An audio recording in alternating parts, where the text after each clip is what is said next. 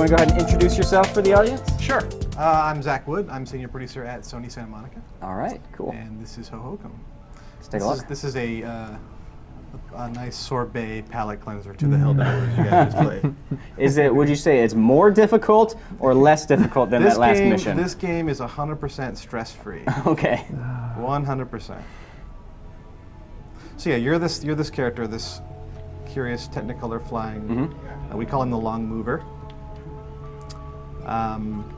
And it's really just a game about exploration and discovery, and a lot of surprises. Okay. So like in this environment, this is called Fun Fair, which is sort of themed around like amusement parks. It's probably the busiest, most kind of bustling place we have in the game. So these characters, as I fly past them, they just jump on my back. And they want to go places and do stuff, so I just kind of fly them around. And so the game is like 17 different worlds, and every world has their own cast of characters and objectives and things to do. So there is kind of like a main thing to do in every world, but it's not super obvious. Like it's not presented to the player as soon as you come into a place. It's like, it kind of reveals itself to you over time. Sure.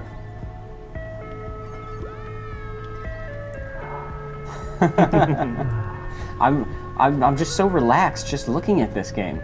All the troubles in my life are just kind of fading away. Yeah, you can really kind of get lost in it. Like here, these guys will jump off. They want to get into the Ferris wheel, and then I can spin the Ferris wheel up by just kind of spinning around it. And this little piece flew off. All right. So I can go and pick that guy up. If you guys have any questions about the game, Eric Tay has the Twitch chat over there. So that piece turned into a roller coaster. So this level here, how does this fit in sequentially? Is this like the beginning of the game? It's non-linear. Oh, so okay. you can go anywhere, anytime. It's not gated by completing a particular world. You can just go and travel and explore all of it at any time. Okay. Like this one here, I'm trying to find these characters that match the statues. And then it gave me another one of these pieces, which I can take back to the roller coaster. So the controls are really simple. You just move with the analog stick, left analog stick. You can speed up with the X button. You can slow down with the circle button, and that's really it. And you can also get a little boost of speed by wiggling the stick back and forth. And kind of get some momentum. See that? So you're really kind of like this expressive thing. Yeah.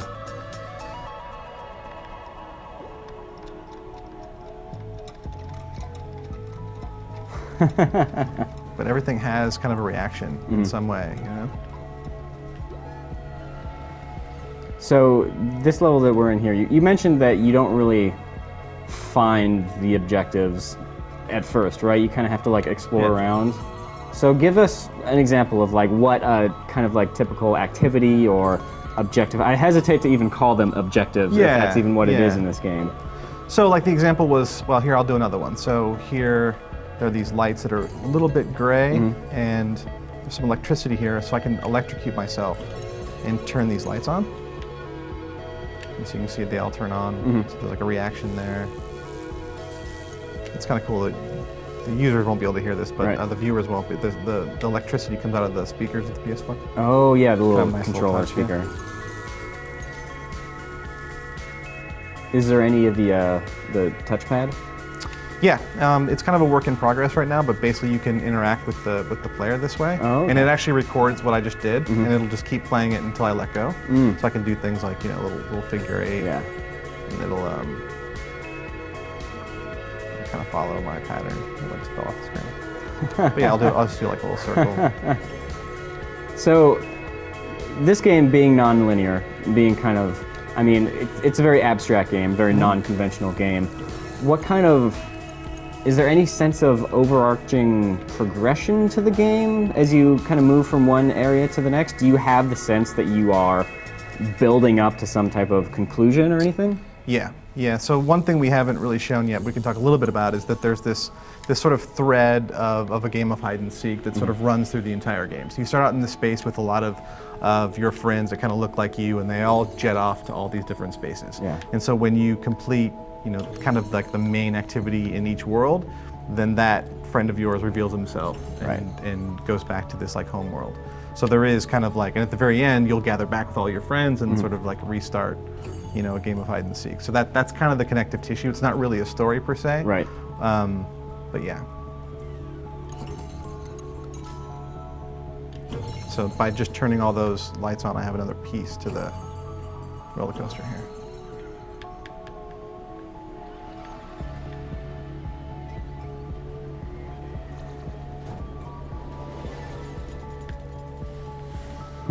At what point do you ever come to the realization that you're done with a particular environment? You've kind of done everything that you can do here? Yeah, we can kind of do that. So in this one, it's about the roller coaster. So finding all the pieces. So I can kind of show you what that looks like. Here's the tail piece.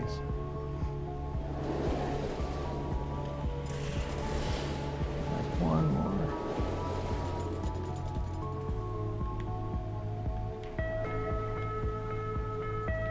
But yeah, there is sort of a celebration of you doing kind of like the main thing.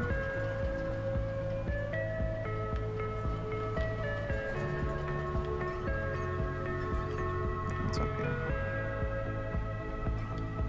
So there are these cars that need to find the missing characters there. So I'm missing one of this purple guy and the yellow guy. So I'm gonna find them.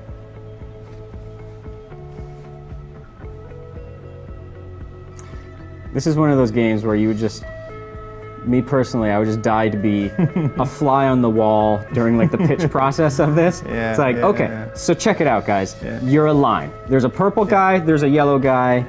The pieces of the roller coaster are missing, but don't worry, we're gonna get them back. Also, the music is awesome. There you go. That's Hohokum. There you go. And then it becomes a PlayStation 4 game? Yep. That's pretty much it in a nutshell. I mean, yeah, we've had our eye on this game for a long time. The Honey Slug and Richard Hogg are the co-creators of the game. We saw this game back at IGF at like 2011, so we've been talking to them for quite a while, and you know, they're familiar with the kinds of games we make at Santa Monica, and sort of, you know, I think we're known for, you know, kind of helping to help teams like kind of realize what their vision is. Like, we don't, you know, we're very supportive in that way. And that's always been one of the things that's been really cool about Sony's approach to indie games over the years. It's not just the action-oriented indie games. Like, Sony has given a lot of support to those very artsy, abstract games, that game company type of approach to stuff. So it's nice to see this trend continuing on the PlayStation 4.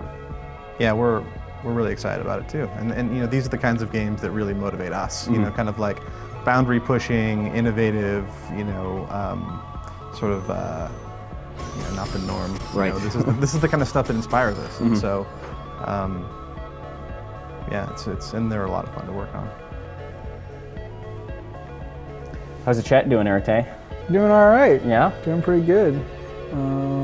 Is there another environment you can show us? Yeah, sure. We bounce around. This is one that's called Kite World. So you'll see kind of the sense of every space being very, very different, even though there's a connective like art style to it. Yeah. So like in this one, if I run past these like spinning trees, they're kind of like doorbells, and these people pop out, and they jump on my back here, and they pick up these sort of pine cone looking things. And so if I take these up to the mountains, they'll turn them into kites. And so that's kind of like the main thing of this world.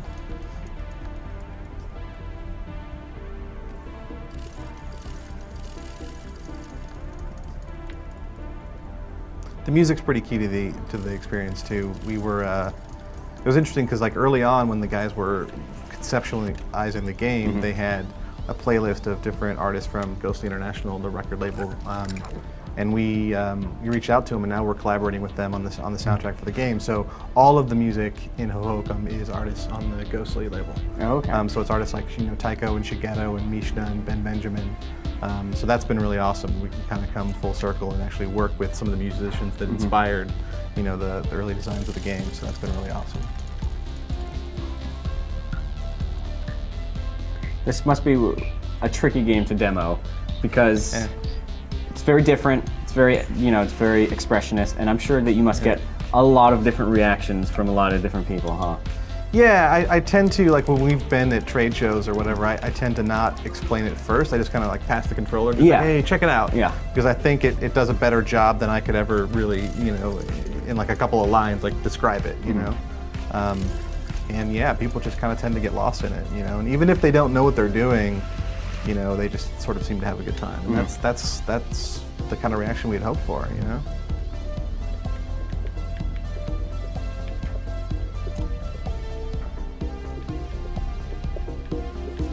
So I'll show one more area, just kind of get variety here.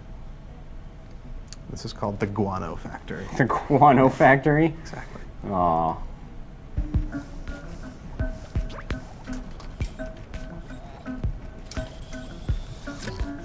So these guys collect this liquid. Is that guano? Is he collecting guano right now? He's collecting guano. Oh, okay. Yeah. That's fine, To each his own. This is what they do. That's what happens in the Guano Factory. That's exactly right. So you collect some of this stuff, and then I can come down here. And start to fill up this vat. And I can travel down these tubes.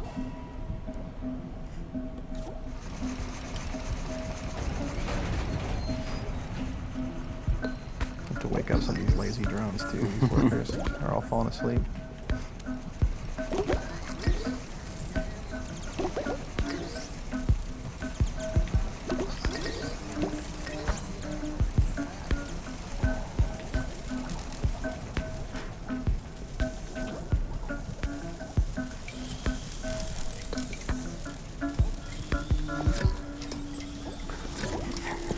So sad.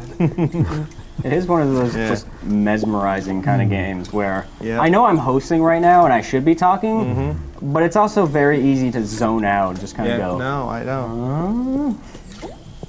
Yeah, I play it every day. I'm just working on it, and time just goes by, and you're like, oh my god, what time is it? Yeah, you just sort of get lost in it. And the music and the sound and the artwork's so beautiful, it just kind of like takes you away.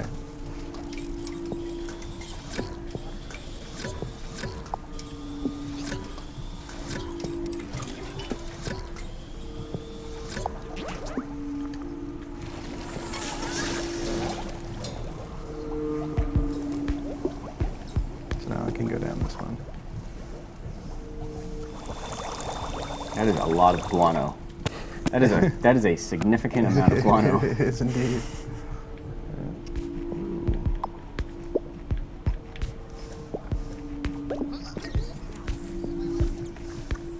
So yeah, I think the question we get the most is, what is it? It's like, wow, it looks really amazing, but what are you doing? And hopefully it's the kind of thing where people see us playing like this, and when we show it, people can walk up and play it and really understand what it's about. Does the line that you're controlling, does it have a sense of momentum, or are you in like constant pinpoint surgical control of it? No. I mean, there's a bit of momentum to it, and then I can speed up, and also I can kind of get a little momentum here if I speed along. It'll.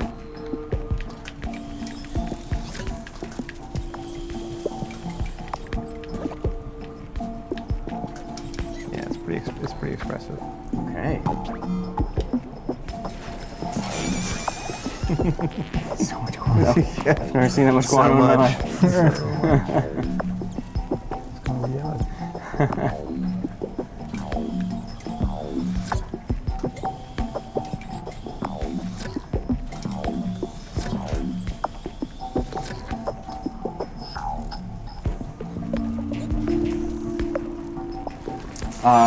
Cool. So was there anything else that you wanted to show here? Any other environments, or you feel like that gives us a pretty good look? These are the three that we have right now. Okay. But yeah, I think it kind of shows how each space is very different from the other, and what you're doing in every world is also very different from the last. Yeah. So, yeah. Cool. So yeah, give us the rundown on it. When is it coming out? Is it PS4 only? Is it other Sony platforms? No, it's PS4, PS3, and Vita. Oh, okay. And it supports cross-save, so you can save and resume on any platform. And we don't have a release date yet, but it's coming very, very soon. We're in the home stretch. So cool. All right. Well, thank you for coming by and giving us a little taste of Hohokum and a little bit of a taste of guano as well. Thanks.